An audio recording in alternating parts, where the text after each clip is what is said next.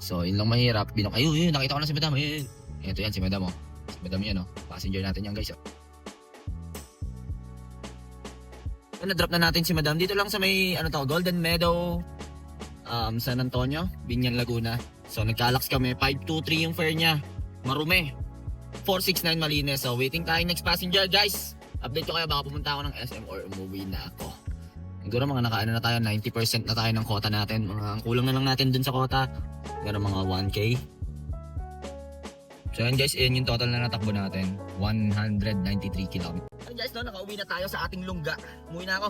Kasi, okay na yan. 12 hours tayo. 80%. So kinapos na tayo 1,000 dun sa quota natin. So nakita nyo naman, no, gumamit ako ng 3 apps. InDrive, Lalamove at Papa G. So 3 apps yung ginamit ko. And then dito lang ako, Cavite, Laguna. Hindi ako pumasok ng NCR. Outside NCR lang ako. Tinry ko lang din kasi nga nabagyo. Pero okay din pala, no? Okay din. Tinanghali lang din ako tapos maaga rin ako nagpahinga ako kanina. Siguro mga yung di ba may first booking ako?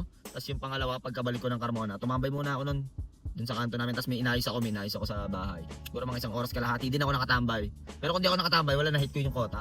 Tsaka maulan walang pasok. Pero kung may pasok, mas malaki pa sana.